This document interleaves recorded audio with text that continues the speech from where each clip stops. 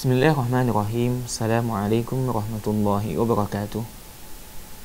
Alhamdulillahilladzi arsala rasulahu bil huda wa dinil haqq liyudhhirahu 'ala ad-dini kullihi walau karihal musyrikun. Wassalatu wassalamu ala asyrafil anbiya'i wal mursalin nabiyyina Muhammadin wa ala alihi wa ashabihi wa man tabi'ahum bi ihsanin ila yaumiddin. Ya ayyuhalladzina amanu taqullaha haqqa tuqatih wa la tamutunna illa wa antum muslimun. Pemirsa yang dimuliakan oleh Allah Subhanahu wa taala, pada kesempatan berbahagia ini insyaallah kita akan melanjutkan pembahasan kita dari hadis-hadis yang berkaitan tentang puasa yang ada dalam kitab Bulughul Maram. Dan kita pada kesempatan ini akan membahas tentang apa saja yang dilarang ketika sedang melaksanakan puasa. Larangan ketika melaksanakan ibadah puasa.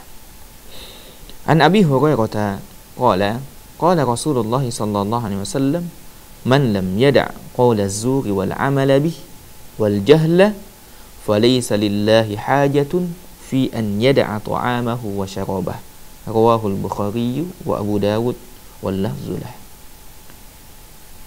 Dari Abu Hurairah radhiyallahu taala anhu, beliau berkata bahwa Nabi sallallahu alaihi wasallam bersabda, barang siapa yang tidak meninggalkan perkataan haram, juga melakukan maksiat, ya, dan melakukan perbuatan jahil, melakukan perbuatan bodoh, maka Allah, ya, tidak lagi peduli pada makan dan minum ia tinggalkan. Maknanya Allah tidak memberikan pahala dari, ya, ia tinggalkannya makan dan minum.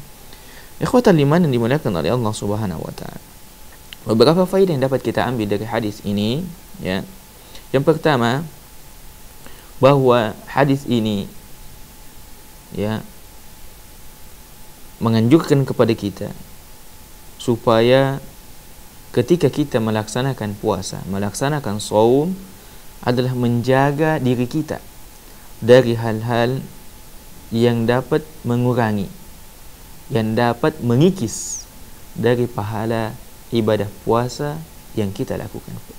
Ya, karena ibadah puasa adalah ibadah yang sangat mulia di sisi Allah Subhanahu wa taala, sehingga seorang muslim, ya, harus menjaga dirinya dari hal-hal yang menodai ibadah yang mulia ini.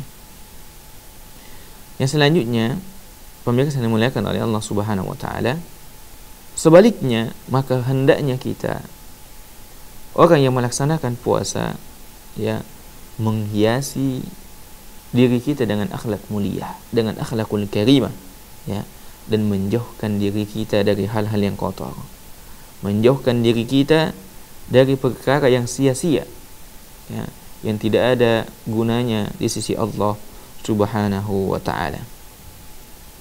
Faedah selanjutnya pula bahwa, ya, jika seorang yang melaksanakan puasa kemudian dia bermaksiat kepada Allah Subhanahu wa taala, ya, maka hal tersebut akan mengurangi pahala puasanya.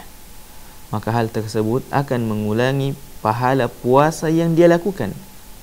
Pahala ibadah puasa yang dilakukan akan terkurangi dari maksiat, ya, dari perkataan yang sia-sia, perkataan yang tidak sopan, ya, maka akan mengurangi pahala puasa yang ia lakukan.